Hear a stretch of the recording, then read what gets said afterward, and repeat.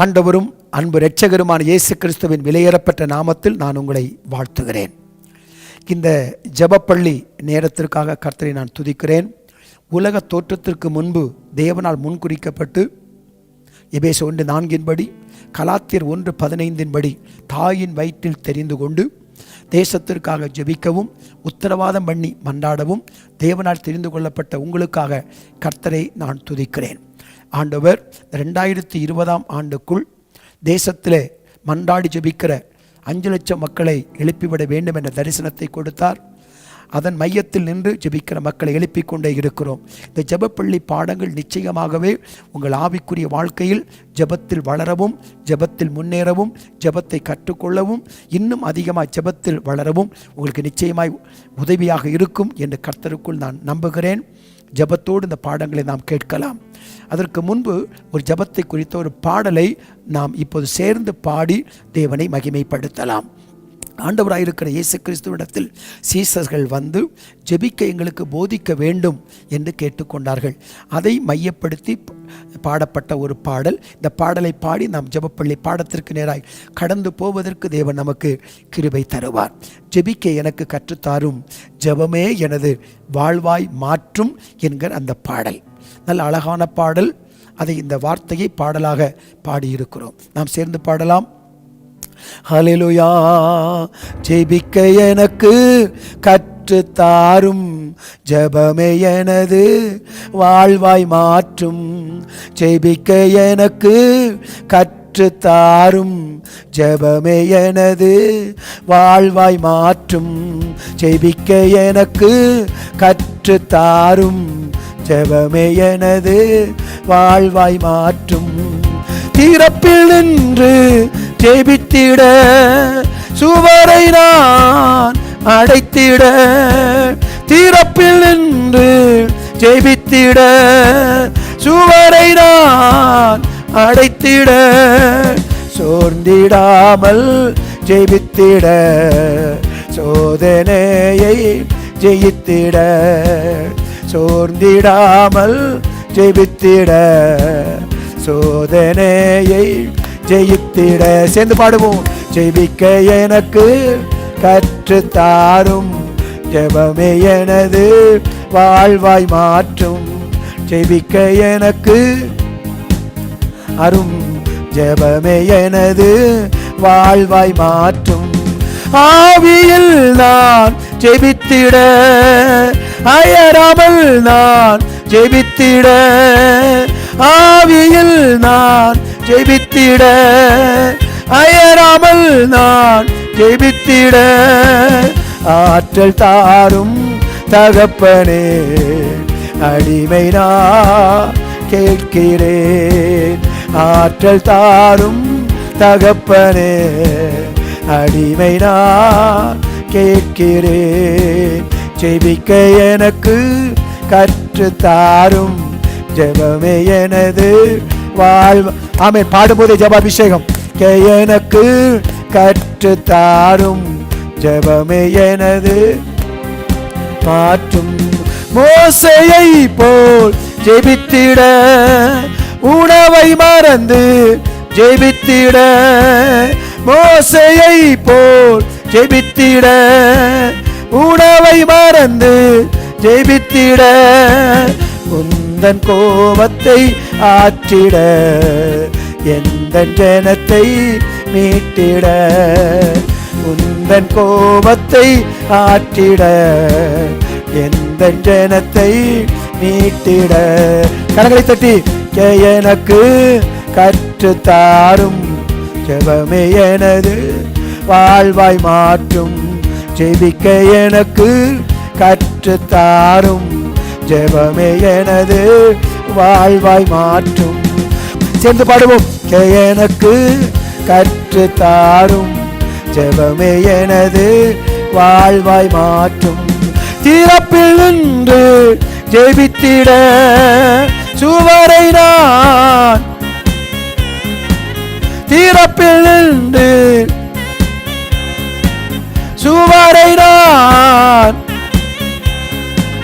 சோர்ந்திடாமல் ஜெபித்திட சோதனையை ஜெயித்திட சோர்ந்திடாமல் சோதனையை ஜெயித்திட ஜெபத்தோடு ஜெபிக்க எனக்கு கற்றுத்தாரும் ஜெபமே எனது வாழ்வாய் மாற்றும். கரங்களை உயர்த்தி சொல்லுவோமா? ஜெபிக்க எனக்கு கற்றுத்தாரும் ஜெபமே எனது வாழ்வாய் மாற்றும். என அன்பானவர்களே, இந்த ஜெபப்பள்ளிக்காக நான் ஆரம்ப நாட்களில் ஜெபித்த போது ஆண்டவர் எனக்கு வேதத்தில் ஒரு அழகான வாக்குத்தத்த வசனத்தை ஆண்டவர் எனக்கு கொடுத்தார். அந்த வசனத்தை நான் போகிற எல்லா ஜெப முகாம்களிலும் அதை விளக்கமாய் சொல்லி ஜெப பாடத்தை நடத்துவது வழக்கம். இப்பொழுதும் இந்த முதல் நாளிலே இந்த ஜெபப்பள்ளி பாடத்தை ஆரம்பிக்கிற இந்த நாட்களிலே அந்த வாக்குத்தத்த வசனத்தை நாம் வாசித்து அடுத்த பாடத்திற்கு நாம் கடந்து போகலாம். அந்த வாக்குத்தத்த வசனம் ஏசாயா 58வது அதிகாரத்தினுடைய 12வது வசனத்தில் இருக்கிறது. நீங்கள் உங்கள் வேதத்தை திறந்து கொள்ளுங்கள். இந்த வாக்குத்தத்த வசனத்தை நீங்கள் குறிப்பெடுத்துக் கொள்ளும்படி பட்சமாய் அன்பாய் கேட்கிறேன். உன்னிடத்திலிருந்து தோன்றியவர்கள் பூர்வ முதல் பாழாய் கடந்த ஸ்தலங்களை கட்டுவார்கள். தலைமுறை தலைமுறையாக இருக்கும் அஸ்திபாரங்களின் மேல் நீ கட்டுவாய். திறப்பானதை அடைக்கிறவன் என்றும் குடியிருக்கும்படி பாதைகளை திருத்துகிறவன் என்றும் நீ பேர் பெறுவாய் என்று வேதம் சொல்லுகிறது. இந்த வசனத்தை நாம் தியானிக்கிற போது தேவன் என்னோடு பேசின 3 காரியங்கள். ஒன்று, கட்டுகிறவர்கள். இரண்டாவது, அடைக்கிறவர்கள். மூன்றாவது, திருத்துகிறவர்கள். என அன்பானவர்களே, தேசத்திற்காக மன்றாடி ஜெபிக்கிறவர்களை கொண்டுதான் தேவன் இடிந்து கிடக்கிற அலங்கத்தை கட்டுகிறார். இரண்டாவது, திறப்பானதை தேவன் அடைக்கிறார். மூன்றாவது, ஜனங்களை திருத்துகிறார், பாதைகளை தேவன் திருத்துகிறார். இந்த கட்டுகிறவர்கள், அடைக்கிறவர்கள், திருத்துகிறவர்கள், இந்த 3 பேருக்கும் 3 மன்றாட்டு ஜெப வீரர்களை நான் அறிமுகப்படுத்த நான் வாஞ்சிக்கிறேன். என அன்பானவர்களே, கட்டுகிறவர்களுக்கு நல்ல ஒரு மன்றாட்டு வீரன் யார் என்று சொன்னால் நெகேமியா. இந்த நெகேமியாவை பாருங்கள். அவன் இந்த செய்தியை கேட்டபோது அவர் உட்கார்ந்து ஜெபிக்கிறார். இரண்டாவது, உபவாசித்து ஜெபிக்கிறார். மூன்றாவது, ஊக்கமாய் ஜெபிக்கிறார். நான்காவது, உண்மையாய் ஜெபிக்கிறார். ஐந்தாவது, உலகத்தின் நிலையை அறிந்து ஜெபிக்கிறார். ஆறாவது, உத்தரவாதம் பண்ணி ஜெபிக்கிறார். ஏழாவது, உள்ளம் உடைந்து ஜெபிக்கிறார் என்று நாம் வாசிக்க முடியும். நெகேமியா 1வது அதிகாரம் 1 முதல் அந்த 5-6 வசனங்கள் வரைக்கும் நீங்கள் வாசிக்கிற போது இந்த வேத பகுதியை நீங்கள் பார்க்கலாம். இந்த நெகேமியா யார் தெரியுமா? இவன் பாழான ஸ்தலங்களை கட்டின ஒரு மன்றாடி ஜெபிக்கிற ஒரு ஜெப வீரனாயிருக்கிறார்.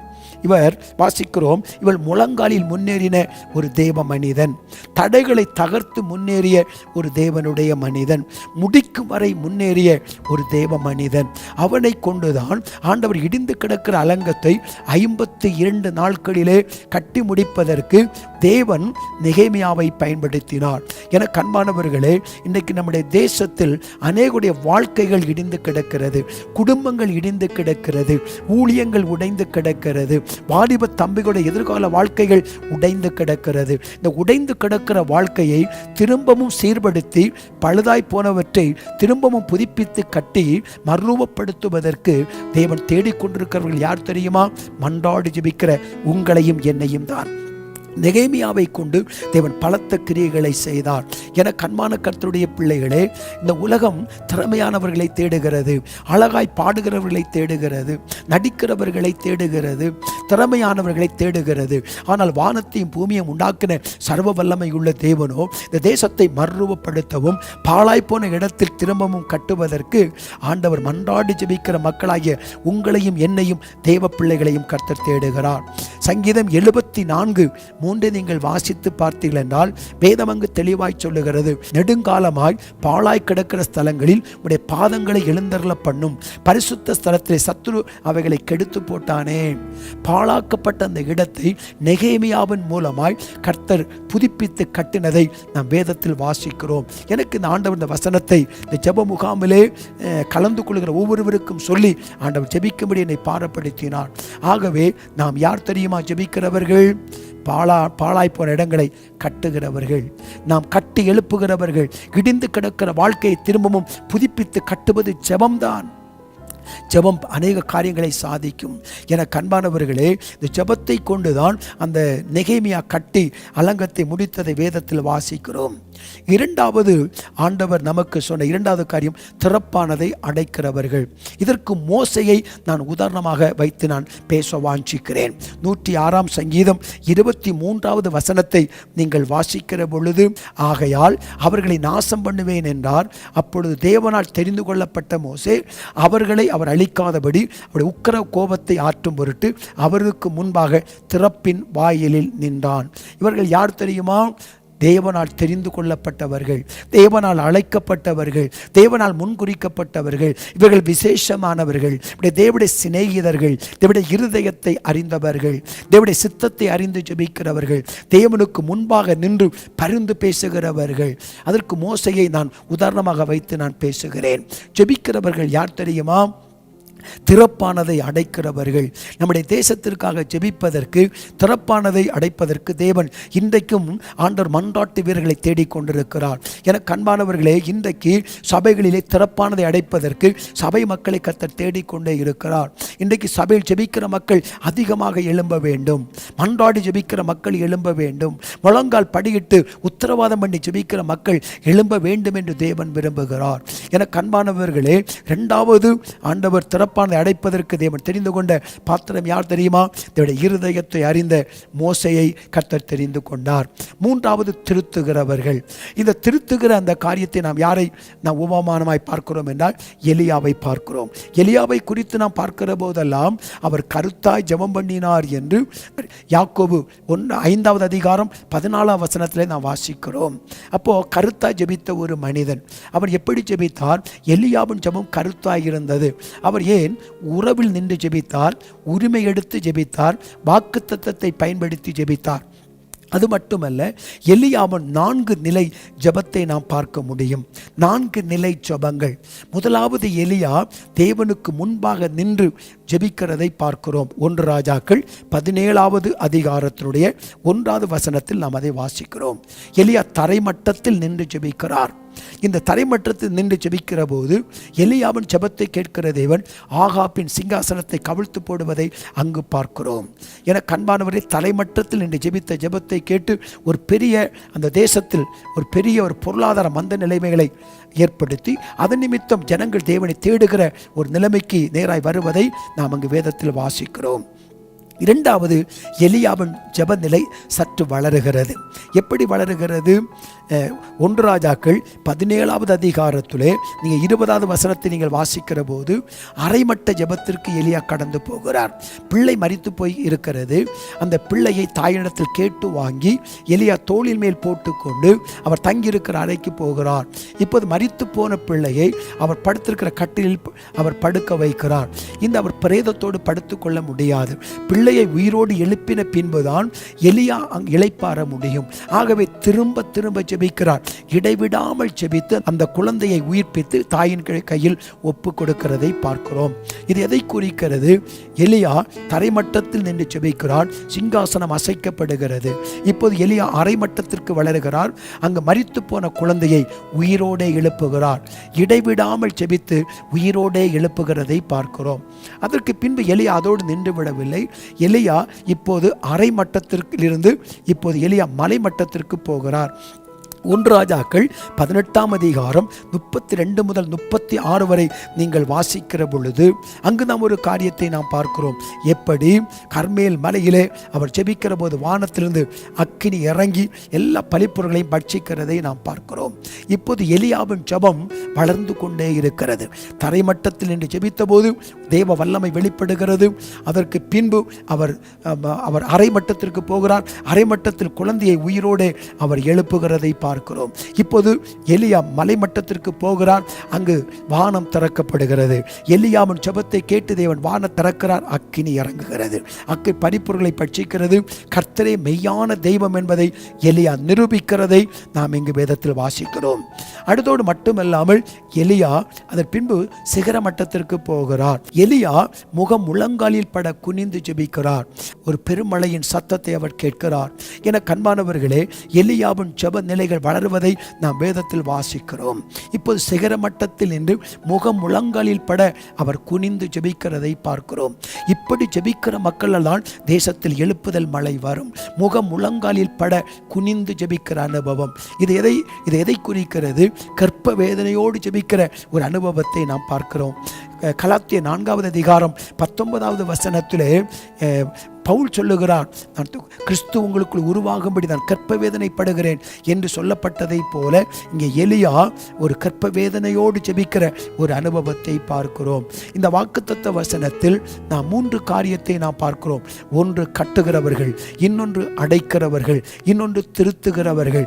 எலியாவை கொண்டு மக்கள் தேவனை விட்டு பின்மாற்றம் அடைந்த போது, மறுதலித்து போன போது, உலகத்திற்கு ஒத்து நடக்க ஆரம்பித்த போது எலியாவை கொண்டு தேவன் ஜனங்களை திருத்துகிறார். ஜெபிக்கிற மக்களை கொண்டுதான் தேசத்தில் மாற்றத்தையும் மறுரூபத்தையும் தேவன் ஏற்படுத்துகிறார். இதை பார்த்து கொண்டிருக்கிற அருமையான கர்த்தருடைய பிள்ளைகளே, இந்த ஜெபப்பள்ளிக்கென்று நான் தேவ சமூகத்தில் நின்றபோது ஆண்டு அந்த வாக்குத்தத்தத்தை கொடுத்தார். இந்த ஜெப முகாம் முடிகிற பொழுதெல்லாம் அநேகருக்கு ஜெபாவினால் ஆண்டவர் நிரப்பி உத்தரவாதம் எடுத்து ஜெபிப்பதை நான் கண்ணாக பார்த்திருக்கிறேன். இதை பார்த்து கொண்டிருக்கிற உங்களுக்குள்ளும் இந்த எலியாவை போல நெகேமியாவை போல மோசையை போல உத்தரவாதம் பண்ணி திறப்பில் நின்று ஜெபிப்பதற்கு வேண்டிய உன்னதமான கிருபைகளை தேவன் அளவில்லாமல் தந்து உங்களை ஆசீர்வதிப்பது நிச்சயம் அன்பானவர்களே.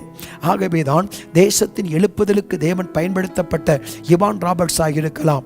அவனை கொண்டுதான் கர்த்தர் பெரிய கிரியைகளை செய்தார். மன்றாடி ஜெபிக்கிற மங்களை கொண்டு தேவன் பலத்த கிரியைகளை தேசத்தில் செய்தார். அன்பானவர்களே, திறப்பில் நிற்பதற்கு தேவனால் தெரிந்து கொள்ளப்பட்டவன் தான் மோசே தேவனுடைய சிநேகிதன், தேவனுடைய இருதயத்தை அறிந்தவன், தேவனுக்கு அருகில் நெருங்கி வருகிற கிருபையை பெற்றவன், உரிமையோடும் உத்தரவாதத்தோடும் ஜெபித்த ஒரு தேவ மனிதர்கள்.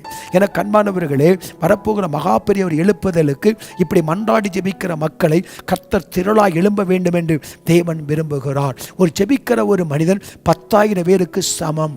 மன்றாடி ஜெபிக்கிறவர்கள் 10,000 பேருக்கு சமமாக கருதப்படுகிறார்கள். ஆதி திருச்சபை ஜெபத்தில் தான் பிறந்தது. 120 பேர் கூடி ஜெபித்த போது அந்த இடத்தில் அந்த சபை பிறந்தது.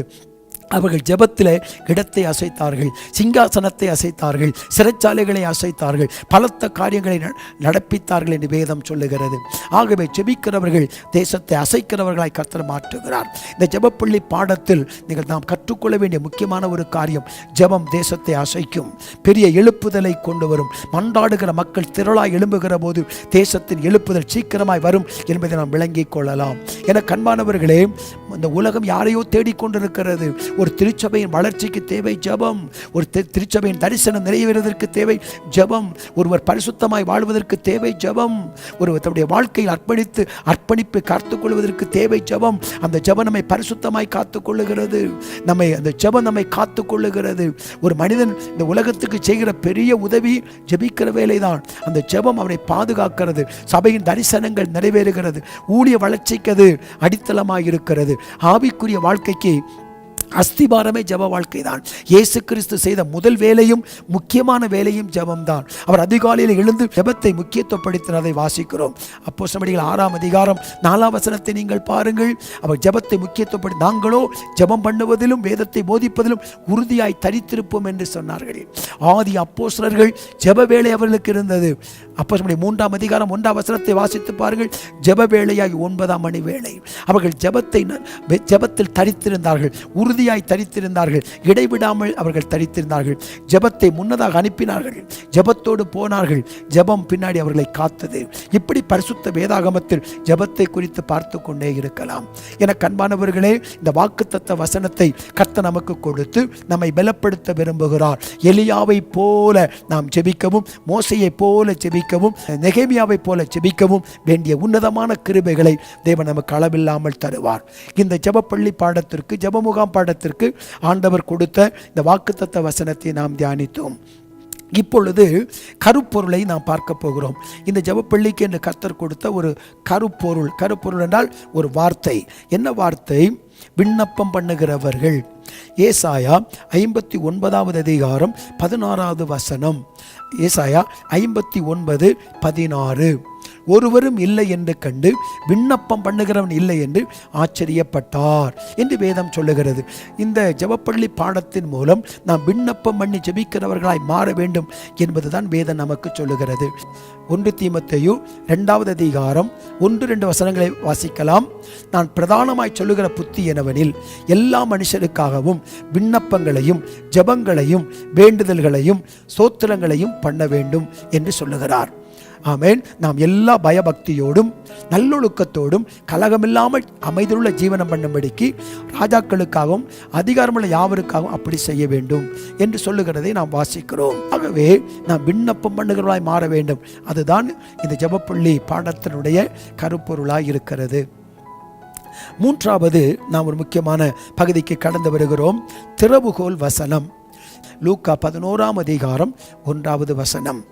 இயேசு கிறிஸ்து ஒரு இடத்தில் ஜெபம் பண்ணி முடித்த பின்பு அவருடைய சீசரில் ஒருவன் அவரை நோக்கி, ஆண்டவரே, யோவான் தன் சீசருக்கு ஜெபம் பண்ண போதித்தது போல நீங்களும் எங்களுக்கு போதிக்க வேண்டும். இந்த வார்த்தை என்ன? ஜெபம் பண்ண எங்களுக்கு போதிக்க வேண்டும் என்று கேட்டுக்கொள்கிற வசனம்தான் இதற்கு திறவுகோல் வசனமாக இருக்கிறது. ஜெபம் பண்ண எங்களுக்கு போதிக்க வேண்டும். என கண்பானவர்களே, இந்த வசனத்தை சற்று நாம் பார்ப்போம். அவர் ஒரு இடத்தில் ஜெபம் பண்ணி முடிந்த பின்பு, அப்போ ஜெபம் பண்ணி முடிக்கிற வரைக்கும் சீசர்கள் பார்த்து கொண்டே இருக்கிறார்கள். இயேசு கிறிஸ்துவனுடைய ஜெப வாழ்க்கை சீசர்களுக்குள் பாதிப்பை ஏற்படுத்தினது. இந்த நாட்களில் நாம் ஜெபிக்க நாம் அநேகரை அழைக்கிறோம். ஆனாலும் கூட அவர்கள் ஜெபிப்பதற்கு தயங்கி வருகிறார்கள். அநேகர் சொல்லுகிற காரியம் என்ன? என் குடும்ப ஜெபத்திற்கு எனக்கு விருப்பம் உண்டு. என் குடும்பத்தில் இருக்கிறவர்கள் ஜெப நேரத்தை அவர்கள் அலட்சியம் பண்ணுகிறார்கள். கணவன் மனைவி பிள்ளைகள் ஜெபிக்க வருவதில்லை என்றெல்லாம் சொல்லி புலம்புகிற இந்த காலகட்டத்திலே இயேசு கிறிஸ்துவின் ஜெப வாழ்க்கையை கவனித்து பார்க்கிற சீஷர்களுக்குள்ளே ஒரு ஜெப தாக்கம் உண்டாயிற்று. என கண்பானவர்களே, நாமும் ஜெபத்தை சரியான விதத்தில் தேவன் விரும்புகிறபடி நாம் ஜெபிக்க ஆரம்பிப்போம் என்றால் நம் ஜெப வாழ்க்கையை பார்க்கிற மக்களுக்குள்ளே ஜெபிக்க வேண்டும் என்ற வாஞ்சையும் தாகமும் விருப்பமும் நிச்சயமாகவே வரும். இந்த அருமையான வேளையில் சீசர் ஆண்டவரை வந்து கேட்குறாங்க, ஆண்டவரை ஜெபிக்க எங்களுக்கு போதிக்க வேண்டும். எப்போது ஜெபம் முடியும்? ஜெபம் முடிந்த பின்பு. அப்போ ஜெபம் எப்போது முடியும்? அநேகர் என் ஆத்துமாவே கர்த்தரை ஸ்தோத்திரி, அப்போது ஜெபம் முடிவதல்ல. ஆண்டவர் நம்மோடு கூட பேசினால் ஜெபம் முடியும். ஆதியாகமம் 17ஆம் அதிகாரம் 22வது வசனத்தையும் ஆதியாகமம் 18ஆம் அதிகாரம் 33வது வசனத்தை நீங்கள் பாருங்கள். தேவன் ஆபிரகாமோடு பேசி முடிந்த பின்பு அவனை விட்டு எழுந்தருளினார் என்று எழுதப்பட்டிருக்கிறது. 33 வாசிக்கிற போது கர்த்தர் ஆபிரகாமோடு பேசி முடிந்த பின்பு போய்விட்டார், ஆபிரகாமும் தன் இடத்திற்கு திரும்பினான் என்று எழுதப்பட்டிருக்கிறது. என கண்மான கர்த்தருடைய பிள்ளையே, நாம் ஆண்டவர் நம்மோடு பேசின பின்பு தான் ஜெபம் முடியும். ஆனால் நாம் என்ன செய்கிறோம் என்று சொன்னால் ஒரு குறிப்பிட்ட நேரத்தை நாம் வைத்துக் கொள்ளுகிறோம். ஆனால் அப்படி அல்ல. ஆண்டவர் நம்மோடு கூட பேசுகிற தேவன். ஆண்டவர் பல விதத்தில் நம்முடைய ஜெபத்திற்கு பதில் கொடுக்கிறார்.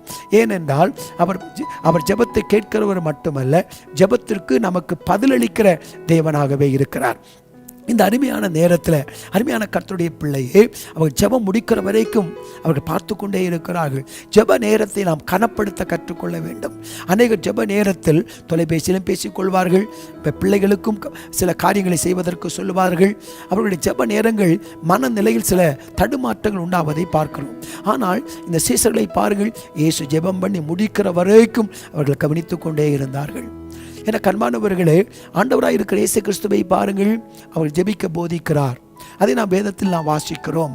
ஆனால் ஆண்டவர் பிரசங்கிக்க கற்றுக் கொடுக்கவில்லை, ஆனால் ஜெபிக்க கற்றுக் கொடுத்தார் என்று வேதத்தில் நாம் வாசிக்கிறோம். அவர் இன்றைக்கு பாருங்கள், அவர் ஜெபிக்க கற்றுக் கொடுக்கிறார். அவருடைய சீசர்கள் தம்மை போல ஜெபிக்க வேண்டும் என்று ஆண்டவர் விரும்பினார். ஆனால் அந்த வாஞ்சையும் தாகமும் வருகிற வரைக்கும் ஆண்டவர் அவளுக்காக காத்து கொண்டிருந்தார். தம்முடைய சீசர்களை அவர் தெரிந்து கொண்டு மத்தேயு 10ஆம் அதிகாரம் 1வது வசனத்திலும் லூக்கா 9ஆம் அதிகாரம் 1வது வசனத்திலும் தம்முடைய 12 சீசர்களை தம்மிடத்தில் வரவழைத்து அசுத்தாவிகளை துரத்தவும் நோய்களை குணமாக்கவும் அவளுக்கு வல்லமையும் அதிகாரத்தையும் கொடுத்தார். பாருங்கள், அவர் கேட்காமலேயே அவர்களுக்கு ஆண்டவர் அந்த வல்லமையும் அதிகாரத்தையும் கொடுக்கிறார். என கண்பானவர்களே, ஆண்டவர் அவங்க கேட்கவே இல்லை, ஆனால் ஆண்டவர்களுக்கு கொடுக்கிறார். பாருங்க, இன்றைக்கும் சரி சுசேஷ பணிக்கு, தேவராஜ்யத்தின் விரிவாக்க பணிக்கு யாரெல்லாம் தங்கள் வாழ்க்கையை அர்ப்பணிக்கிறார்களோ அவர்களுக்கு தேவன் தன் வல்லமையும் வரங்களையும் அளவில்லாமல் கொடுக்கிறார். ஒரு இடத்தில் போய் நின்று வருவாய் தருணம் இதுவே என்ற பாடலை பாடுங்கள், இயேசுவின் நாமம் இனிதான நாமம் என்று பாடலை பாடி பாருங்கள். நிச்சயமாய் அசுத்தாவிகள் ஓடும், நோய்கள் குணமாகும். ஏனென்றால் கர்த்தருடைய அந்த வார்த்தை நிறைவேறும். அவர் அற்புத அடையாளங்கள் மூலமாய் வசனத்தை உறுதிப்படுத்தினார் என்று மார்க் 16:20 எழுதப்பட்ட வார்த்தைகள் நிறைவேறும். ஆகவே இந்த வல்லமையும் அதிகாரத்தை அவளுக்கு கொடுத்தார். ஆனால் அவர் ஜெபிக்க வேண்டும் என்ற வாஞ்சி வருகிற வரைக்கும் ஆண்டவர் காத்திருந்ததை நாம் வேதத்தில் வாசிக்கிறோம். என கண்பானவர்களே, ஏனென்றால் ஜெபத்திற்கு ஒரு கிரயம் உண்டு, ஜெபத்திற்கு ஒரு அர்ப்பணிப்பு உண்டு, ஜெபத்துக்கு ஒரு பிரதிஷ்டை உண்டு. வாஞ்சையும் தாகமும் விருப்பமும் ஏக்கமும் இருக்கிற ஒருவர் தான் தொடர்ந்து ஜெபத்தில் முன்னேறி வர முடியும். ஆகவே தான் அவர்கள் ஜெபிக்க கேட்டுக்கொள்கிற வரைக்கும் ஆண்டவர் பொறுத்திருந்து வாஞ்சை வெளிப்பட்ட போது அவளுக்கு கற்றுக் கொடுத்தார். ஜெபம் என்பது கஷ்டப்பட்டு செய்வதல்ல, இஷ்டப்பட்டு செய்வது. ஒருவருக்கு வேணும் திணிப்பதல்ல ஜெபம். அவருக்குள்ளே ஆவியானவர் ஒரு ஜெப தாக்கத்தை ஏற்படுத்தினால்தான், ஒரு ஜெப ஆவியை ஊற்றினால்தான் அவர்கள் ஜெபிக்க முடியும். ஆகவே இந்த கண்ணீரோடு ஜெபிப்பதும் பாரத்தோடு ஜெபிப்பதும் ஆவியானால் ஏற்படுத்தப்படுகிற உன்னத ஒரு மாற்றமாகும். அது நம்மால் ஏற்படுத்தப்படுகிறது அல்ல. நாம் ஜெபிக்க கற்றுக் கொடுக்கலாம், ஜெபிக்க உற்சாகப்படுத்தலாம். ஆனால் ஜெபிக்கிற வாஞ்சையும் தாகத்தையும் விருப்பத்தையும் ஏற்படுத்துகிறது பரிசுத்தாவியினுடைய ஜெபாபிஷேகம். ஆகவே ஆண்டவர்களுக்கு ஜெபிக்க அங்கு போதிப்பதை நாம் வேதத்தில் வாசிக்கிறோம். அல்லேலூயா. அப்போ ஆண்டவர் போதிக்கிறார் என்று நாம் பார்க்கிறோம். 2 காரியத்தை பார்க்கிறோம். இயேசு பிரசங்கம் பண்ணினார் என்றும் இருக்கிறது, இயேசு போதகம் பண்ணினார் என்றும் இருக்கிறது. பிரசங்கம் மத்தேயு 4:17 பிரசங்கம் பண்ணினார் என்று வேதத்தில் வாசிக்கிறோம். பிரசங்கம் என்பது என்ன? அறியாமையை நீக்குவது.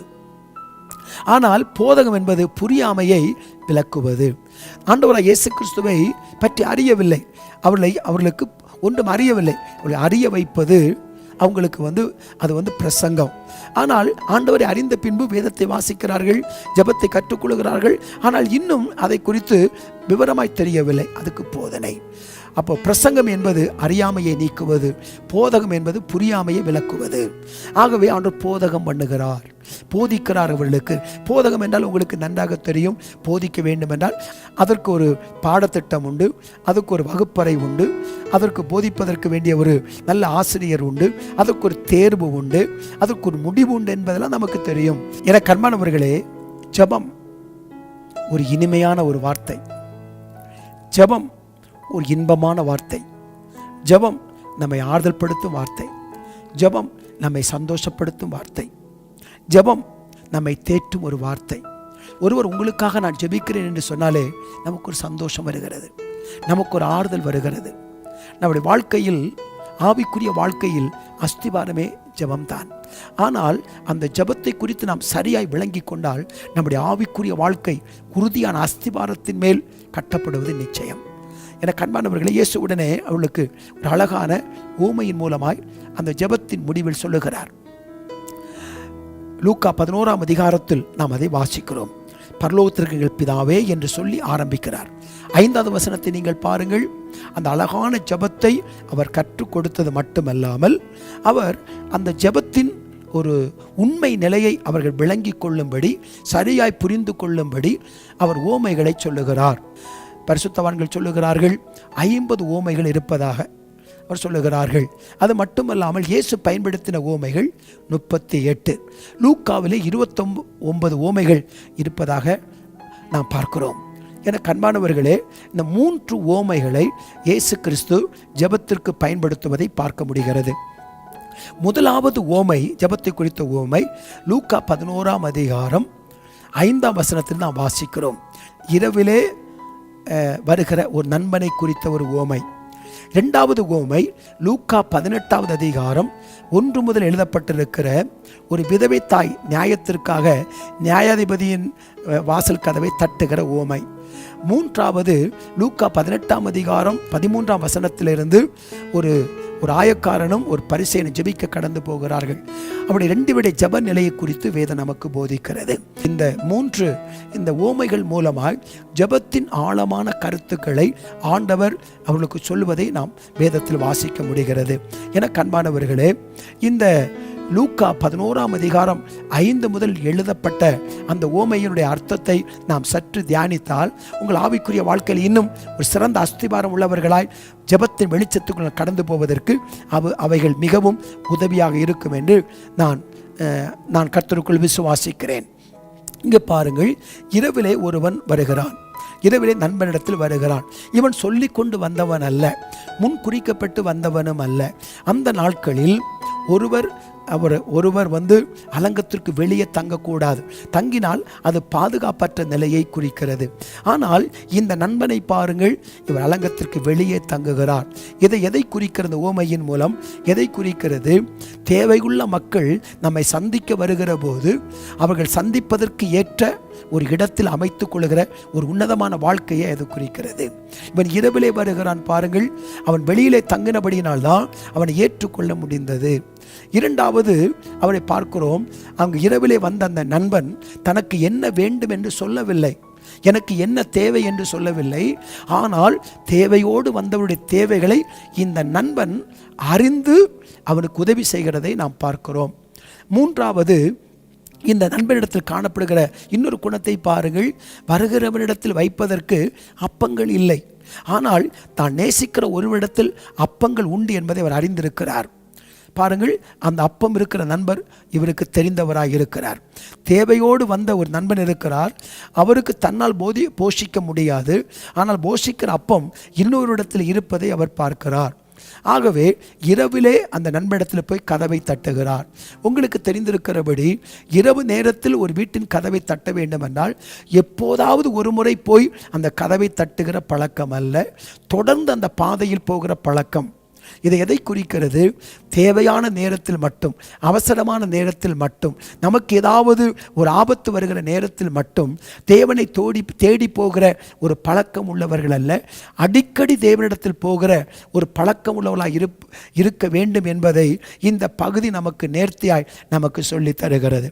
இவன் நேர்த்தியாய் போகிறார், கதவை தட்டுகிறார். அப்போ கதவை தட்டின உடனே அந்த நண்பன் என்ன கேட்டிருக்க வேண்டும்? யார் கதவை தட்டுவது என்று கேட்டிருக்க வேண்டும். ஆனால் உள்ளே இருக்கிறவர் யார் தட்டுகிறார் என்று கேட்கவில்லை. ஏன் என்றால் உள்ளே இருக்கிறவருக்கு வெளியே கதவை தட்டுகிற சத்தம் கேட்டு பழக்கம். நண்பனுக்கு அவர் தட்டுகிற சத்தம் இவருக்கு கேட்டு பழக்கம், இவர் தட்டுகிற சத்தம் அவருக்கு கேட்கிற ஒரு பழக்கம். சத்தத்தை புரிந்து கொள்ளக்கூடிய அளவிற்கு அவங்க நெருங்கின நண்பனாக இருந்தார்கள் என்பதை நாம் வாசிக்கிறோம். என கண்பானவர்களே, இதோ நான் தட்டுகிறேன், நான் படுத்து நித்திரை செய்தேன், என் இருதயமோ விழித்திருந்தது, நேசரின் சத்தத்தை நான் கேட்டேன். நேசர் தான் தட்டுகிறார் என்று தேவனுடைய சத்தத்தை கேட்கிற ஒரு சிறந்த நண்பனாய் இருப்பதை இங்கு நாம் ஓமையில் பார்க்கிறோம். என கண்பானவர்களே, இந்த ஓமையின் மூலமாய் நாம் என்ன கற்றுக்கொள்கிறோம்? அதாவது தேவையான நேரத்தில் மட்டும் போய் தேவன் கதவை தட்டுகிறவர்கள் அல்ல. கதவை தட்டுகிறார். கதவை தட்டின உடனே அவர் ஒரு காரணத்தை சொல்லுகிறார். நான் பிள்ளையோடு படுத்துக் கொள்ளுகிறேன். ஒன்று நாம் விளங்கிக் கொள்ள வேண்டும், நாம் ஜெபித்தாலும் ஜெபத்தை தேவன் கேட்டாலும் நாம் ஜெபத்திற்கு கர்த்தர் காலதாமதமாகி பதில் கொடுப்பதற்கு தேவனுக்கு உரிமை உண்டு. அதற்கு ஏற்ற பதிலை நமக்கு கொடுக்காமல் இருப்பதற்கு காரணம் சொல்வதற்கும் தேவனுக்கு உரிமை உண்டு. அநேகர் ஜெபிக்கிற நேரத்தில், ஜெபித்த காலத்துக்குள், ஜெபிக்கிற விதத்தில் பதில் வந்தால் அது ஜெபம் கேட்கப்பட்டதாகவும், காலதாமதமாகி இல்லை என்றால் ஜெபத்திற்கு மாற்று பதில் வந்தால் கர்த்தர் ஜெபம் கேட்கப்படவில்லை என்றும் ஒரு மனநிலை நம்முடைய வாழ்க்கையில் இருக்கிறது. அப்படி அல்ல, ஒரு காரணத்தை சொல்லுகிறார். நான் பிள்ளையோடு படுத்துக் கொள்ளுகிறேன். என கண்பானவர்களை நாம் புரிந்து கொள்ள வேண்டும். நாம் கதவை தட்டுகிறோம், சத்தத்தை தேவன் கேட்கிறார். ஆனாலும் உடனே பதில் கொடுக்காமல் இருப்பதற்கு ஒரு காரணத்தை செல்வதற்கு தேவனுக்கு உரிமை இருக்கிறது. இவன் தொடர்ந்து கதவை தட்டி கொண்டே இருக்கிறார். உடனே அவனுக்கு தேவையானவற்றை கொடுப்பார். 3 அப்பங்களை அவர் கடனாக கேட்கிறார். கதவு திறக்கும் வரைக்கும் தட்டுகிறார். அவர் பெற்றுக்கொள்கிற வரைக்கும் அவர் அதை தட்டுவதை நிறுத்தவில்லை. நம்முடைய வாழ்க்கையிலும் நாம் ஜெபிப்பது மட்டுமல்ல, தேவனிடம் கேட்டு பெற்றுக்கொள்கிற வரைக்கும் நாம் கதவை தட்டிக்கொண்டே இருக்க வேண்டும். ஜெபம் என்பது கேட்பது மட்டுமல்ல, பெற்றுக்கொள்வதும் சேர்ந்துதான் ஜெபம். கேட்பதும் பெற்றுக்கொள்வதும் ஜெபம். அதைத்தான் வேதம் சொல்லுகிறது. மத்தேயு 7:11 பொல்லாதவர்களாகிய நீங்கள் உங்கள் பிள்ளைகளுக்கு நல்ல ஈவுகளை கொடுக்க அறிந்திருக்கிற போது பரமபிதாவிடம் வேண்டிக் கொள்ளுக்கு நன்மையான ஈவுகளை கொடுப்பது அதிக நிச்சயம் அல்லவா என்று எழுதப்பட்டிருக்கிறது.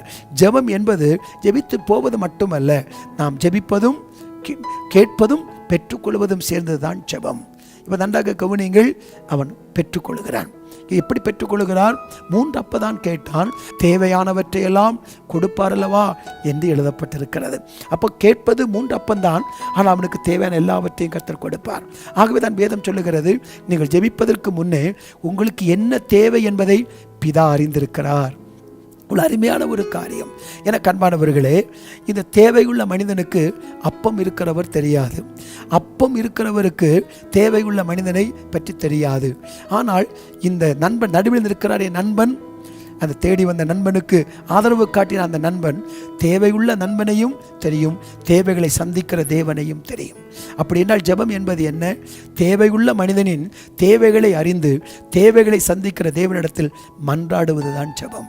அதை ஆண்டவர் ஓமையாய் சொல்லுகிறார். அதை விளக்கமாய் கர்த்தர் சொல்லுகிறதை இந்த ஓமையில் நாம் தெளிவாய் நாம் பார்க்கிறோம். என கண்பானவர்களை, தேவையுள்ள மக்கள் இருக்கிறார்கள். 138 கோடி மக்கள் நிறைந்த பறந்து விரிந்த பாரத தேசம். தேவைகள் மக்கள் உண்டு, ஜெப வாஞ்சை, ஜெப தேவைகள் உண்டு. மக்கள் கண்ணீரோடும் துக்கத்தோடும் பாடுகளோடும் இருக்கிற மக்கள் உண்டு. எருசலேம் எரியோவுக்கு போகிற போது குற்றூராய் கிடக்கிற மக்கள் உண்டு. அவர்களுக்கு வேண்டிய ஆசீர்வாதத்தை தேவனிடம் மன்றாடி பெற்றுக்கொள்வதுதான் ஜெபத்துடைய முக்கியமான நிலையாயிருக்கிறது. இந்த ஓமையை ஆண்டவர் சொல்லுகிறார். அன்பானவர்களே, தேவையுள்ள மனிதன் தேவைகளை சந்திக்கிற தேவன் 2 பக்கம். ஆகவே தான் யோபு சொல்லும்போது, ஆண்டவர் தேவனுக்கும் மனிதனுக்கும் ஒரு மத்தியஸ்தர் இருந்தால் நலமாயிருக்குமே என்று சொல்லி யோபு சொல்வதை பார்க்கிறோம். என கண்பானவர்களை, யார்? நாம் தேவனுக்கும் மனிதனுக்கும் நடுவாக நிற்கிறவர்கள். அந்த ஓமையைத்தான் ஆண்டவர் சீசர்களுக்கு அந்த ஜெபத்தோடு கூட அந்த ஓமையும் சொல்லி விளங்க பண்ணுவதை நாம் வேதத்தில் வாசிக்கிறோம். அடுத்தது ஆண்டவர் அந்த ஓமையை எப்படி சொல்லுகிறார்? லூக்கா 18ஆம் அதிகாரத்தில் அது தொடர்ந்து இடைவிடாமல் ஜெபம் பண்ணுங்கள் என்று 1 தெசலோனிக்கர் 5:17 பவுல் சொல்லுவதைப் போல தொடர்ந்து கதவை தட்டுகிற ஒரு அனுபவம். கானானிய ஸ்திரியை பாருங்கள், தொடர்ந்து கூப்பிட்டு கொண்டே வந்தாள். மத்தேயு 15:22 நீங்கள் வாசிக்கலாம். அப்போது தொடர்ந்து தேவனிடத்தில் கேட்டுக்கொண்டே இருப்பது, ஆண்டவரை தட்டிக்கொண்டே இருக்கிற அனுபவம். வேதம் சொல்லுகிறது, அவன் தேவனுக்கு பயப்படாதவனும் மனிதனை மதியாதவனுமாய் இருக்கிறான். அப்படி என்றால் யாரு? நல்ல இருதயம் இல்லாதவன். ஆனால் தொடர்ந்து அவன் தட்டிக்கொண்டே இருந்தபடியினால் இரக்கம் செய்ய வேண்டும் என்று தீர்மானித்தான் என்று வேதம் நமக்கு சொல்லுகிறது. ஆகவே நாமும் தொடர்ந்து ஒரு குறிப்பிட்ட காரியத்தை சில நாட்கள் மட்டுமல்ல, தொடர்ந்து ஆண்டவரிடத்தில் கேட்க வேண்டும். அப்போஸ்தலர்கள் 10ஆம் அதிகாரம் 4ஆம் வசனத்தை வாசிக்கிற போது, அவன் கொர்நேலியு ஜெபம் பண்ணி கொண்டிருக்கிறார். திடீரென்று ஒரு தரிசனத்தை பார்க்கிறார். தேவதூதன் வருகிறார், பார்க்கிறார். அவனை உற்று பார்த்து பயந்து, ஆண்டவரே என்ன என்றான். அப்பொழுது அவன், உன் ஜெபங்களும் உன் தருமங்களும் தேவனுக்கு நினைப்பூட்டுதலாக அவருடைய சன்னதியில் வந்து எட்டிற்று. நினைப்பூட்டுதலாக வந்து எட்டிற்று. அப்போ ஜெபம் தேவ சமூகத்தை போய் எட்டுகிறது.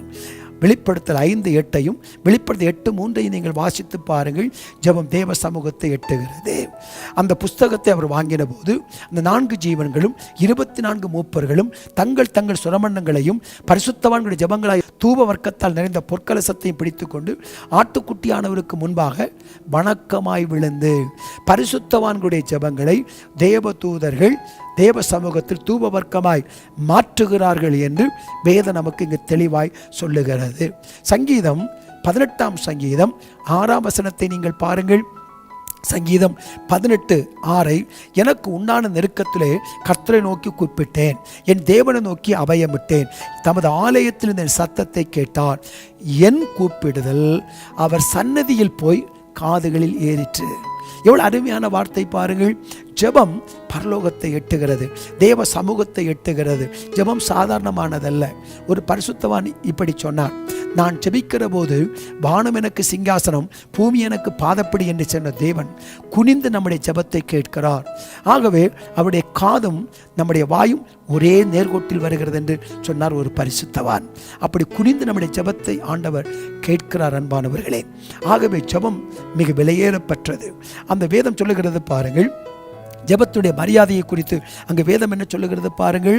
ஜெபத்தினுடைய விலை, ஜெபத்தினுடைய மதிப்பு வேதம் என்ன சொல்லுகிறது பாருங்கள். பரிசுத்தவான்களுடைய ஜெபமாகிய தூப வர்க்கத்தில் நிறந்த பொற்கலசத்தை. அப்போ ஒரு பொற்பாத்திரத்துக்குள் இந்த ஜெபம் வைக்கப்பட்டிருக்கிறது. ஜெபம் விலையேற பெற்றது, ஜெபம் விலை மதிக்க முடியாது. ஆனால் எனக்கு அன்பானவர்களே, அந்த விலையேற பெற்ற ஜெபத்தை நாம் கற்றுக்கொண்டால், அதை ஜெபிக்க பழகிக்கொண்டால், நம்முடைய வாழ்க்கையில் மிகவும் ஆவிக்குரிய வாழ்க்கை பலனுள்ளதாக இருக்கும். ஜெபம் தேவ சமூகத்தை எட்டுகிறது. அநேகர் கேட்கிற ஒரு கேள்வி என்ன, என் ஜெபம் கேட்கப்பட்டதா என்று கேட்பாங்க. எனக்கு ஜெபிக்க தெரியாது. எனக்கு அன்பானவர்களே, சாதாரண ஒரு மனிதன் பிச்சை எடுத்துக்கொண்டே இருக்கிறான், அவன் இருந்து கொண்டிருக்கிறான். தாவீதின் குமாரனே எனக்கு இறங்கும். அவனுடைய ஜெபம் என்ன இருக்கிறது? அவன் எந்த வேதாகம கல்லூரியில் படித்தவன் அல்ல, அவன் கையில் பரிசுத்த வேதாகமும் இல்லை, அவன் ஆலயத்துக்கு போகிற பழக்கம் இல்லாதவன். அவனுக்கு தெரிந்தபடி அவன் ஜெபித்தான், தாவீதின் குமாரனே எனக்கு இறங்கும். இயேசு நின்று அவனுக்கு அற்புதத்தை செய்தார். எசேக்கியா ராஜாவை பாருங்கள். எசேக்கியா ராஜா ஜெபிக்கிறார், சுவடு பக்கத்திலிருந்து ஜெபிக்கிறார். நீர் உன் வீட்டு காரியத்தை ஒழுங்குபடுத்தி மரித்து போவீர். இந்த செய்தியை கேட்ட உடனே பதட்டம் அடைந்தார். யாரிடத்திலும் ஓடவில்லை, சோறு பக்கமாய் திரும்பி எசேக்கியா ஜெபிக்கிறார். வேதம் சொல்லுகிறது, தீர்க்கதரிசி அரண்மனை முற்றத்தை தாண்டுவதற்கு முன்பே கர்த்தருடைய பதில் வருகிறது. போ, நான் அவனுடைய கண்ணீரை கண்டேன், விண்ணப்பத்தை கேட்டேன், 15 வருடத்தை கூட்டி கொடுக்கிறேன் என்று சொல்லி உடனே பதில் வருகிறது. பாருங்கள், ஜெபம் உடனே வானத்தை எட்டுகிறது. எனக்கு அன்பான கர்த்தருடைய பிள்ளையே, ஜெபம் பரலோகத்தை எட்டுகிறது. ஜெபம் தேவ சமூகத்தை போய் எட்டுகிறது. உடனே அவன் ஜெபித்த உடனேயே அவனுக்கு 15 வருடங்கள் கூட்டி கொடுக்கப்படுகிற உன்னதமான அனுபவத்தை நாம் பார்க்கிறோம். பரிசுத்த வேதாகமத்தில் அன்னாளை பாருங்கள், தேவாலயத்தை போய் ஜெபித்தாள், அவருடைய நிந்தை மாறிற்று. பர்தேமியை ஜெபித்தான், கண்கள் திறக்கப்பட்டது. கானானியஸ்தரை ஜெபித்தால் அற்புதத்தை பெற்றுக்கொண்டார்கள். இவர்களெல்லாம் கற்றுக்கொண்டு ஜெபித்தவர்கள் அல்ல, தங்கள் மனதில் தோன்றுகிறபடி ஜெபிக்க வாஞ்சை இருந்தால் போதும். அநேகர் கேட்பார்கள், ஜெபிப்பதற்கு என்ன வேண்டும்? வாஞ்சை போதும். வாஞ்சை இருந்தால் ஜெபிக்க ஆரம்பித்து விடலாம். ஜெபிக்கிற வாஞ்சையும் விருப்பமும் இருந்தால் அதிக நேரம் நாம் தேவ சமூகத்தில் நாம் நின்று ஜெபிக்க முடியும். இதை பார்த்து கொண்டிருக்கிற கர்த்தருடைய பிள்ளையே, ஜெப வாஞ்சையை ஆண்டவர் உங்களுக்கு நிச்சயமாய் பெருக பண்ண நான் கர்த்தரிடத்தில் நான் ஜெபிக்கிறேன். நிச்சயமாய் கரங்களை உயர்த்தி ஆமென் சொல்லுங்கள். கரங்களை உயர்த்தி கர்த்தர் உங்களுடைய ஜெப வாஞ்சையை அதிகப்படுத்துவாராக. தாகம் உள்ளவன் மேல் தண்ணீரை ஊற்றுகிற தேவன், ஜெபிக்க வேண்டும் என்ற வாஞ்சை மானானது நீரோடையை வாஞ்சித்து கதறுவது போல என் ஆத்துமா ஆண்டவர் மேல் வாஞ்சியாக இருக்கிறது. அப்போ ஜெபிக்கிற ஒரு வாஞ்சை, ஆண்டவரே நான் ஜெபிக்கணும், அந்த வாஞ்சை மட்டும் போதும். உங்களுக்கு தெரிந்திருக்கிறபடி நான் கத்தோலிக்க திருச்சபையில் நான் பிறந்து வளர்ந்தவன். எனக்கு ஜெபிக்க யாரும் கற்றுக் கொடுக்கவில்லை, ஜெப புஸ்தகமும் எனக்கு அப்போது தெரியாது. ஆனால் அந்த நாட்களில் மலைப்பாங்கான இடத்தில் காடுகளில் நின்று நானே ஜெபிக்க கற்றுக்கொண்டேன். அது எப்படி ஜெபித்தேன்னு எனக்கு தெரியாது. அந்த நேரத்தில் தான் ஆண்டவர் முழங்கால் யுத்தம் என்ற இந்த ஜெப ஊழியத்தை என் கரத்தில் கர்த்தர் கொடுத்தார். அவர் கற்றுக் கொடுத்த பாடங்கள் தான் இன்றைக்கு ஜெப புத்தகங்களாக வெளிவந்திருக்கிறது. தேசத்திற்கே ஆசீர்வாதமாக இருக்கிறது. உங்களை தேவன் அப்படி பயன்படுத்த முடியும். உங்களை தேவன் ஜெபத்தில் பயிற்றுவிக்க முடியும். உங்களையும் தேவன் ஜெபத்தில் பழக்குவிக்க முடியும். சங்கீதக்காரர் 141 பாருங்கள். என் கைகளை போருக்கும் என் விரல்களை யுத்தத்திற்கும் பயிற்றுவிக்கிற கர்த்தர். 18:34 பாருங்க. சங்கீதத்தில் பழக்குவிக்கிற தேவன் நம்மை பயிற்றுவிப்பார், நம்மை பழக்குவிப்பார். நாம் யாரும் ஜெபிக்க கற்றுக்கொண்டு நாம் பிறந்தவர்கள் அல்ல, நம்மை தேவன் ஜெபிக்க கற்றுக் கொடுப்பார். நாட்கள் போகும்போது ஜெபிக்கிற வாஞ்சையும் தாகமும் இருக்கிற போது ஜெப நேரத்தில் நாம் அதிகமாய் கற்றுக்கொள்வோம். அதிகமாய் நாம் ஜெபிப்பதற்கு தேவன் வேண்டிய போதனைகளையும் நமக்கு தருவார். ஆகவே ஜெபம் சிறந்தது, ஜெபம் விலையேற பெற்றது. ஜெபிக்க கற்றுக்கொள்கிறவர்கள் ஜெயம் பெற்ற கற்றுக்கொள்வார்கள். தானியேல் காரியம் ஜெயமாயிருந்தது. வேதத்தில் வாசிக்கிறோம். எப்படி? தானியேல் ஜெபிக்கிறவனாக இருந்தார். தானியேல் 6ஆம் அதிகாரம் 10ஆம் வசனத்தில் வாசிக்கிறோம். ஆண்டவருடைய ஊழியத்தை பாருங்கள், ஜெயமாக இருந்தது. அவர் ஜெபிக்கிறவராக இருந்தார். பவுலின் ஊழியத்தை பாருங்கள், வெற்றியாக இருந்தது. காரணம் என்ன? அவர் ஜெபிக்கிறவராக இருந்தார். என்னுடைய வாழ்க்கை ஜெயமாய் மாறுவதற்கு ஜெபம் மிக அவசியம். ஜெபந்தான் அஸ்திவாரம், ஜெபந்தான் அடித்தளம். ஜெபத்தின் மேல் தான் நம்முடைய ஆவிக்குரிய வாழ்க்கை கட்டப்பட வேண்டும். அன்பானவர்களே, 2வது ஓமையிலே கர்த்தர் இப்படி சொல்லுகிறார். 3வது ஓமை, 2 பேர் ஆலயத்தில் ஜெபிக்க போகிறார்கள். ஆனால் ஒருத்தன் பெருமை பேசிக்கொண்டே இருந்தான். ஆனால் இந்த ஆயக்காரனை பாருங்கள், தூரத்தில் நிற்கிறான். ஆனால் அவன் அருகில் நிற்பதை போல தெரிந்து கொண்டாலும் ஆண்டவர் சொல்லுகிறார், அவன் அல்ல இவனே. அப்போ நம்ம சரீரத்தில் தேவனை நெருங்கி இருக்கிறதல்ல, இருதயத்தில் தேவனுக்கு அருகில் நெருங்கி இருக்கிற உன்னத அனுபவம். அவன் அல்ல இவனே என்று வேதம் சொல்லுகிறது. அவன் தன் பாவத்தை உணர்ந்து, ஆண்டவரே பாவியாய் என்மேல் கிருபையாயிரும் என்று தன்னை தாழ்த்தினான். தாழ்மை உள்ளவர்களுக்கு கிருபை அளிக்கிற தேவன் தன் பாவத்தை அறிக்கை செய்து, ஆயக்காரன் தூரத்தில் நின்று தன் கண்களையும் வானத்துக்கு ஏறெடுக்க துணியாமல் தன் மார்பிலை அடித்து கொண்டு, தேவனே பாவியாகி என்மேல் கிருபையாயிரும் என்று சொல்லி ஜெபித்தான். அவன் நீதிமானாக்கப்பட்டு அவன் வீட்டுக்கு திரும்பினான். ஜெபம் நம்மை ஆசீர்வதிக்கும். ஜெபம் நம்மை மேன்மைப்படுத்தும். ஜெபம் நம்மை பரிசுத்தமாய் காத்துக்கொள்ளும்.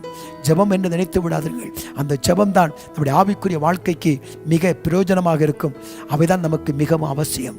இதை பார்த்து கொண்டிருக்கிற நம்முடைய வாழ்க்கையில் இந்த 3 ஓமைகள் மூலமாய் ஆண்டவர் ஜெபத்தை கற்றுக் கொடுக்கிறார். என அன்பானவர்களே, இந்த ஜெபப்பள்ளி பாடத்தை கேட்டுக்கொண்டிருக்கிற உங்களுடைய வாழ்க்கையிலும் தொடர்ந்து ஜெபப்பள்ளி பாடத்தை நீங்கள் வாஞ்சியுங்கள், விரும்புங்கள். தொடர்ந்து ஜெபத்தை நாம் கற்றுக்கொள்வதற்கு ஆண்டவர் வேண்டிய கிருபைகளை நமக்கு அளவில்லாமல் தந்து நம்மை காப்பது நிச்சயம். கரங்களை உயர்த்தி ஆமென் சொல்லுவோமா? கர்த்தர் நல்லவராக இருக்கிறார். கர்த்தர் நன்மை செய்கிறவராக இருக்கிறார். அப்போது சீசரவிடத்தில் வந்து, ஆண்டவரே ஜெபிக்க எனக்கு போதிக்க வேண்டும்.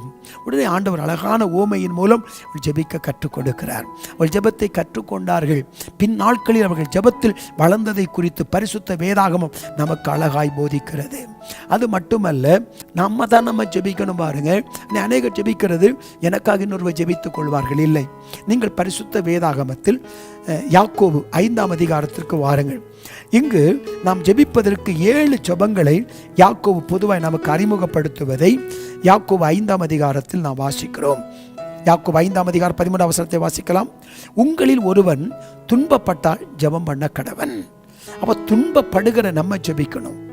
கேட்கிற எவனும் பெற்றுக்கொள்ளுகிறான், தேடுகிற எவனும் கண்டடைகிறான் என்று வேதம் சொல்லுகிறது. அப்ப நம்ம தான் ஜெபிக்கணும். நமக்கு நம்ம தான் ஜெபிக்கணும். அன்னாள் தனக்காக அவள் ஜெபித்தாள். அவள் வாழ்க்கையில் அற்புதம் நடந்தது. எசேக்கியா தன் வாழ்க்கையில் தனக்காக ஜெபித்தார். 15 வருடங்களை கூட்டி பெற்றுக்கொண்டார். எனக்காக இன்னொருவர் ஜெபிப்பார் என்று நீங்கள் நம்பி விடாதிருங்கள். நமக்காக நாம் உத்தரவாதம் பண்ணி ஜெபிப்பதை போல யாரும் உத்தரவாதம் பண்ணி ஜெபிக்க முடியாது. எனக்கு இவர் ஜெபிப்பார், அவர்கள் ஜெபிப்பார்கள் என்று நம்பி ஏமாந்து விடாதிருங்கள். உங்களுக்கு நீங்கள் தான் துணை. உங்க சொந்த காலில் நின்று பாருங்கள். ஜெபத்தை நீங்கள் யாராவது இடத்தில் இரவல் வாங்க நினைக்காதிருங்கள். ஜெபம் நம்ம தான் ஜெபித்து பழக வேண்டும். நீங்கள் ஜெபிக்க ஜெபிக்க ஜெபத்தில் வளரலாம். நம்ம எல்லாருக்கும் ஆங்கில புலமை உண்டு. ஆனால் ஏன் ஆங்கிலத்தில் பேச முடியவில்லை? நமக்கு ஒரு பயம், தவறாய் பேசி விடுவோம் என்று. அதே போலதான் பொது இடத்தில் நம்ம ஜெபிப்பதற்கு ஒரு பயம், தப்பாய் ஜெபித்து விடுவேனோ என்று சொல்லி. எனக்கு அன்பானவர்கள் அப்படி அல்ல. சின்ன குழந்தை ஆரம்பத்தில் அவைகள் அழகாய் தாயிடத்தில் கேட்டு பழகுவதில்லை. ஆனால் அந்த பிள்ளைகள் தத்தி தத்தி தான் பேசுகிறது. அந்த தாய் புரிந்து கொள்ளுகிறார்கள். சமீபத்தில் நான் ஒரு வீட்டுக்கு நான் போயிருந்தேன். அந்த சின்ன குழந்தை ஒரு 3 வயது இருக்கும். அந்த பிள்ளை தாயினிடத்தில் போய், மம்மி எனக்கு பப்பி கொடு என்று கேட்கிறது. நான் ஒன்று கேட்டேன், சிஸ்டர் இந்த பிள்ளை என்ன கேட்குது? இல்லை, எனக்கு பால் கொடுங்கன்னு கேட்குது. ஆனால் எனக்கு அதை புரியலை. ஆனால் அந்த அம்மா புரிஞ்சுக்கிட்டாங்க பாருங்க. மம்மி பப்பி பப்பி பப்பின்னு கேட்குது. அப்போ அது பால் கேட்குதுன்னு அம்மா புரிந்து கொண்டார்கள். நம்முடைய இருதயத்தை அறிந்த தேவனுக்கு நாம் என்ன ஜெபிக்கிறோம் என்று அவருக்கு தெரியும். அன்னாள் தேவாலயத்தில் போய் மனம் கசந்து அழுதாள். உதடு அசைந்தது, சத்தமே கேட்கப்படவில்லை. உள்ளத்தை உடைத்து ஊற்றி ஜெபித்தாள். 1 சாமுவேல் 1:12, 1 சாமுவேல் 1:15 பாருங்கள். அவள் உள்ளத்திலிருந்து, அவள் இருதயத்திலிருந்து ஜெபித்தாள். ஏலி வாயை கவிழ்ச்சிட்டு இருந்தான். ஏலி என்பவர் வாயை கவனித்துக் கொண்டிருந்தார் என்று வேதம் சொல்லுகிறது. ஆனால் உள்ளத்தில் அவள் ஜெபித்தாள். சங்கீதம் 62:8 வாசிக்கிறோம், உங்கள் இருதயத்தை கர்த்தருடைய சமூகத்தில் ஊற்றி விடுங்கள். அவள் இருதயத்திலிருந்து ஜெபித்ததை பார்க்கிறோம். எனக்கு அன்பானவர்களே, இந்த அருமையான நேரத்தில் நம்ம தான் நமக்கு ஜெபிக்கணும். அதனால தான் முதல்ல யாக்கோபு பொதுவான நிருபத்தில் ஒரு 7 ஜெபத்தை அறிமுகப்படுத்துகிறார். அதை சொல்லி இந்த ஜெபப்பள்ளி பாடத்தை நாம் முதல் நாளில் நாம் முடிக்கப் போகிறோம். பின்பு நாட்கள் தொடர்ந்ததை நாம் பார்க்கலாம். முதலில் அவர் என்ன செய்கிறார்? ஜெபம் பண்ண கடவன் என்பது தனி ஜெபம். நம்முடைய வாழ்க்கையில் தனி ஜெபம் அவசியம். குடும்ப ஜெபம் இருக்கிறது நல்லது. சபையில் போய் ஜெபிக்கிறோம் நல்லது. இரவு ஜெபிக்கிறோம், உபவாசித்து ஜெபிக்கிறோம் நல்லது. தனி ஜெபம் அவசியம். நம்முடைய வாழ்க்கையில் தனி ஜெபம். பவுல் அப்போஸ்தலன் தேவன் தமஸ்கு வீதியிலே சந்திக்கிறார். 3 வேளை அவர் தனித்து ஜெபிக்கிறார் பாருங்கள். ஆச்சரியமாய் இருக்கிறது. ஆகவே தனி ஜெபம் பண்ண கடவன் என்பது முதல் ஜெபம், தனி ஜெபம். இரண்டாவது அவர் என்ன சொல்லுகிறார்? அடுத்த வசனத்தில் 14 உங்களில் ஒருவன் வியாதிப்பட்டால் சபையின் மூப்பர்களை வரவழைப்பானாக. மூப்பர்களை என்று சொல்வது எதை குறிக்கிறது? ஒன்றுக்கு மேற்பட்டவர்கள். குழு ஜெபம், குழுவாய் ஜெபிக்கிற ஜெபம் நமக்கு வேண்டும். சீனாய் மலையிலே நாம் மோசையை பார்க்கிறோம், ஆரோனையும் ஊரையும் நாம் பார்க்கிறோம். அவர்கள் கரங்களை தாங்கி பிடித்தார்கள் என்று ஒரு குழு ஜெபத்தை நாம் பார்க்கிறோம். எஸ்தர் 4:16 எஸ்தரும் தாதிமார்களும் கூடி ஜெபித்ததை நாம் அங்கு பார்க்கிறோம். ஆதி திருச்சபை கூடி ஜெபித்ததை பார்க்கிறோம். என கண்பானவர்களே, இங்கு அப்போஸ்தலர் 3ஆம் அதிகாரம் 1ஆம் வசனத்தை நீங்கள் பார்ப்பீர்கள் என்றால், பேதுருவும் யோவானும் தேவாலயத்துக்கு போறாங்க. ப்ரேயர் ஃப்ரெண்ட்ஸ், மனம் ஒத்து வந்த இவர்கள் போய் ஜெபிப்பதை பார்க்கிறோம். அப்போ ரெண்டாவது என்ன ஜெபம்? ஒன்றுக்கு மேற்பட்டவர்கள் ஜெபிக்கிற குழு ஜெபம். மூன்றாவது அவர் எப்படி ஜெபிக்க சொல்லுகிறார்? நீங்கள் சொஸ்தமடையும்படிக்கு உங்கள் குற்றங்களை ஒருவருக்கு அறிக்கையிட்டு ஒருவருக்காக ஜெபம் பண்ணுங்கள். அப்போ அடுத்தது மூன்றாவது ஜெபம் ஒருவருக்காக ஜெபிக்கிற ஜெபம். நாம் மற்றவர்களுக்காக ஜெபிக்கிற ஜெபத்தை இங்கு அறிமுகப்படுத்துவதை பார்க்கிறோம். ஒருவர் இன்னொருவருக்காக ஜெபிக்கிற ஜெபம். சில நேரங்களில் நம்ம ஜெப கூடுகைகளில் பக்கத்தில் கரங்களை பிடித்து நாம் அவருக்காக ஜெபிப்போம், அவர் நமக்காக ஜெபிக்கிறார்கள். இந்த ஜெபத்தை நாம் பார்த்திருக்கிறோம். நான்காவது அங்கு நாம் பார்க்கிறோம் இன்னொரு ஜெபத்தை, நீதிமான் செய்யும் ஜெபம் மிகவும் ஊக்கம் உள்ளது. நீதிமானின் ஜெபம், நீதிமான ஜெபத்தை கேட்பது கர்த்தருடைய காதுகள் திறந்திருக்கிறது என்று வேதத்தில் வாசிக்கிறோம். நீதிமான் ஜெபியும் ஜெபம் என்பதை நாம் வாசிப்போம். நீதிமான்களின் ஜெபம் என்பதை அங்கு பார்க்கிறோம். அடுத்து என்ன ஜெபத்தை நாம் பார்க்கிறோம்? ஊக்கமான ஜெபத்தை பார்க்கிறோம். ஆதி திருச்சபை ஊக்கமாய் ஜெபித்தது, ஊக்கமான ஜெபத்தை குறித்து அங்கு நாம் பார்க்கிறோம். அடுத்த வசனத்தில் என்ன நாம் பார்க்கிறோம்? அடுத்த வசனத்தில் நாம் அதே வசனத்தில் என்ன பார்க்கிறோம்? கருத்தான ஜெபம், கருத்தா ஜெபிக்கிற ஜெபத்தை குறித்து வேதம் சொல்லுகிறது. அடுத்தது என்ன ஜெபம் தெரியுமா?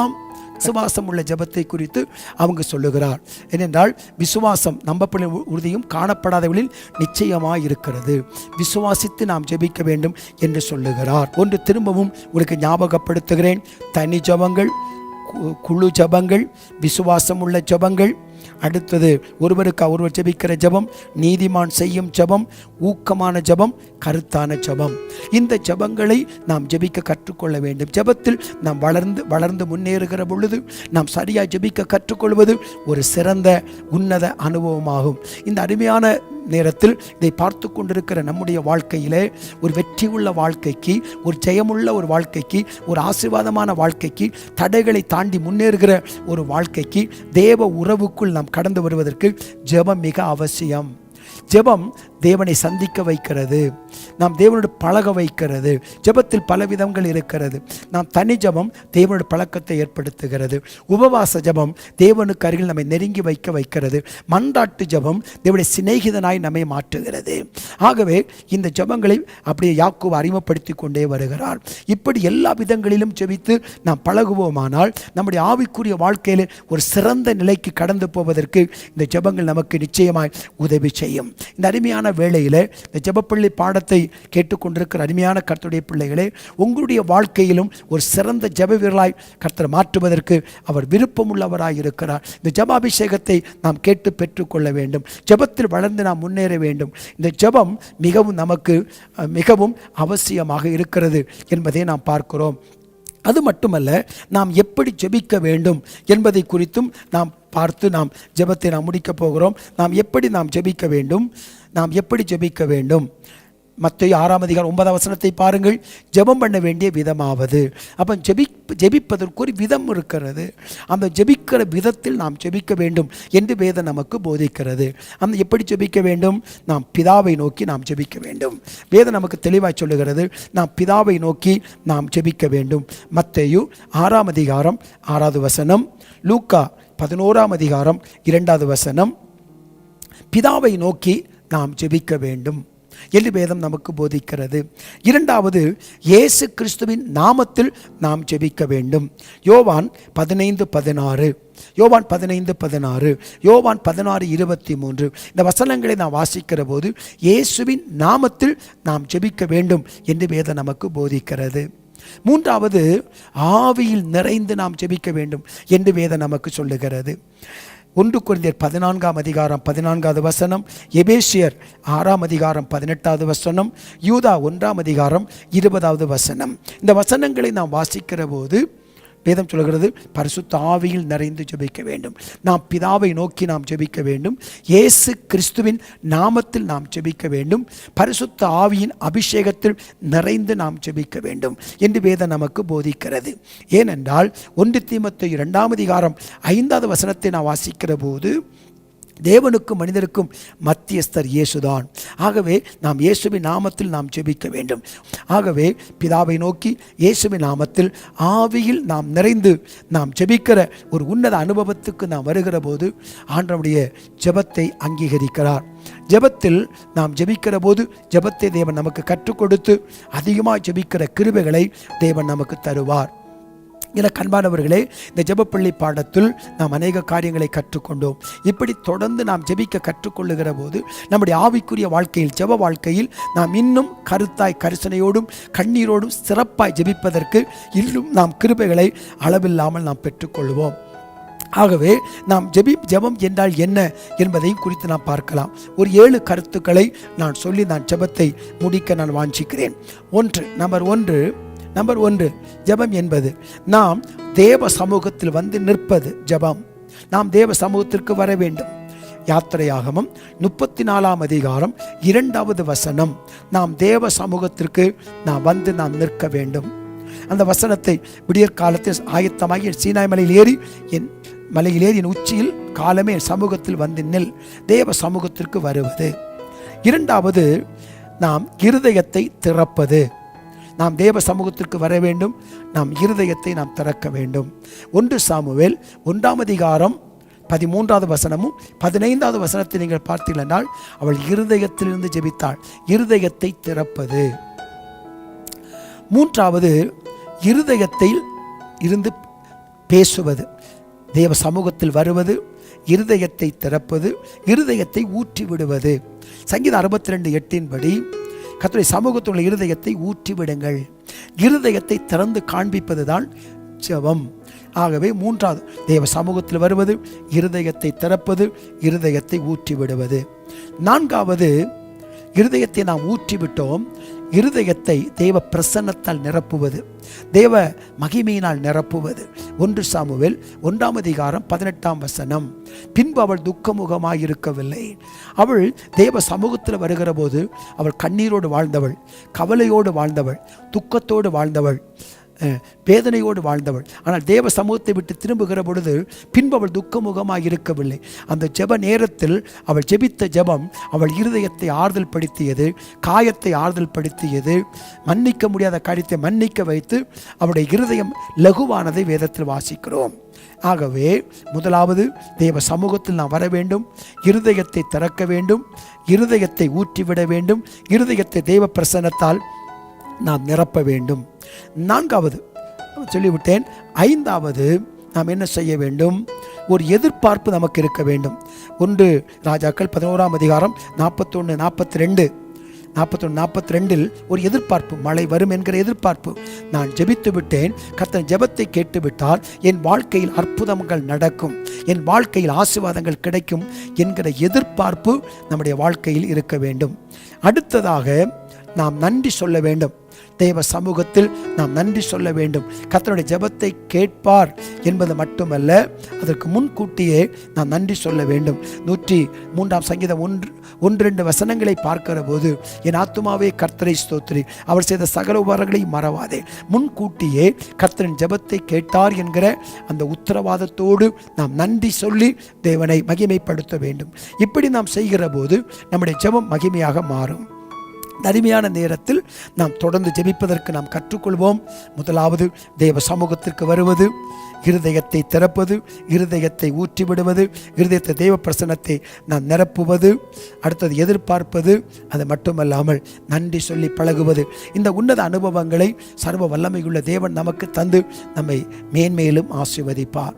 இப்பொழுது இந்த முதல் நாள் பாடத்தில் ஒரு இறுதி நிலைமைக்கு நாம் வந்திருக்கிறோம். ஆகவே தேவன் நம்மை ஆசீர்வதிப்பார். தொடர்ந்து நாம் இந்த ஜெபப்பள்ளி பாடத்தை ஒவ்வொரு நாளும் மாலை 6 to 7 மணி வரைக்கும் தொடர்ந்து நாம் பார்க்க போகிறோம். நீங்கள் மட்டுமல்ல, மற்றவர்களுக்கு அறிமுகப்படுத்துங்கள். நீங்கள் வேதத்தோடு, பேனாவோடு, நோட்புத்தகோடு வந்து அந்த குறிப்புகளை எடுத்து திரும்ப திரும்ப வாசிக்கிற போது சர்வ வல்லமையுள்ள தேவன் உங்களை ஜெப ஆவியினாலும் விண்ணப்பத்தின் ஆவியினாலும் உங்களை நிரப்புவார். நீங்கள் அநேகருக்கு நீங்கள் ஆசீர்வாதமாய் இருப்பீர்கள். கர்த்தருடைய கரம் உங்களை மகிமையாய் நடத்தும். நீங்கள் தேவனுடைய சிநேகிதனாக, கருத்தாய் ஜெபிக்கிறவர்களாக, சரியாய் ஜெபிக்கிறவர்களாக நாம் கற்றுக்கொள்வதற்கு இந்த பாடங்கள் நிச்சயம் உதவி செய்யும். இப்போ நாம் ஜெபித்து நாம் முடிக்க போகிறோம். நீங்கள் எந்த இடத்துல இருந்தாலும் ஆண்டவர் உங்களை ஆசீர்வதிப்பார். ஜெபிப்போம். நேசிக்கிறதான எங்கள் நல்ல ஆண்டவரே, இந்த ஜெபப்பள்ளி பாடத்தின் முதல் நாளுக்காய் ஸ்தோத்திரம்.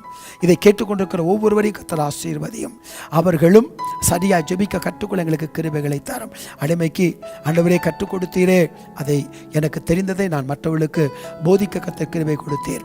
அப்பிரயோஜனம் உள்ள ஊழியக்காரன் ஆண்டவரே கடமையை மட்டும் செய்தேன். ஆண்டவரே, இது உடைய பிள்ளைகளுக்கு பிரயோஜனமாக இருக்கட்டும், உடைய பிள்ளைகளுக்கு ஆசீர்வாதமாக இருக்கட்டும், உடைய பிள்ளைகளை நீ ஜெபத்தில் வளர்வதற்கு இது உதவியாக இருக்கட்டும். அதிக நேரம் ஜெபிக்கவும், கருத்தாய் ஜெபிக்கவும், சரியாக ஜெபிக்கவும், ஜெபத்தில் வளரவும், ஜெபத்தில் முன்னேறவும் கிருபைகளை தரும்படியாக ஜெபிக்கிறோம்.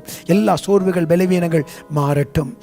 ஜெபத்தை கேட்பதற்காக உமக்கு ஸ்தோத்திரம். கெச்சமனையில் ஜெபித்ததைப் போல நாங்களும் ஜெபிக்க எங்களுக்கு கிருபைகளை தாரும். தகப்பனே, உடைய முகத்தை நோக்கி நாங்கள் பார்க்கிறோம். வானத்தையும் பூமியை உண்டாக்கின கர்த்தரிடமிருந்து ஒத்தாசை வரும் என்று எழுதப்பட்ட வார்த்தையின்படி எங்களுக்கு ஜெபாவினால் எங்களை நிரப்பி மன்றாடி ஜெபிக்க கிருபைகளை தந்து அதிகமாக ஜெபிக்க எங்களை பயிற்றுவிக்க போற கிருபைக்காய் உமக்கு ஸ்தோத்திரம். இதுக்கு காரணமாக இருந்த எல்லா பிள்ளைகளையும் கர்த்தர் ஆசீர்வதியும்.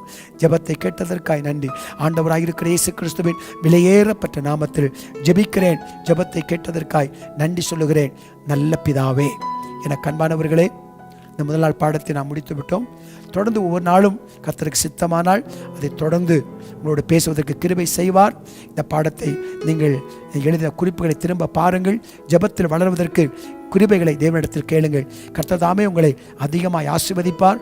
மற்றவர்களும் இந்த ஜெப பாடத்தை நீங்கள் பெற்றுக்கொள்வதற்கு எங்களுடைய இந்த லைவை பார்த்து நீங்கள் சப்ஸ்கிரைப் பண்ணி பெல் பட்டனை அழுத்தி தொடர்ந்து இந்த பாடங்களை பெற்றுக்கொள்வதற்கு உதவி செய்யும்படி அன்பாக கேட்கிறேன். கர்த்தர் தாமே உங்களை அதிகமாய் ஆசீர்வதிப்பாராக. God bless you. God bless you.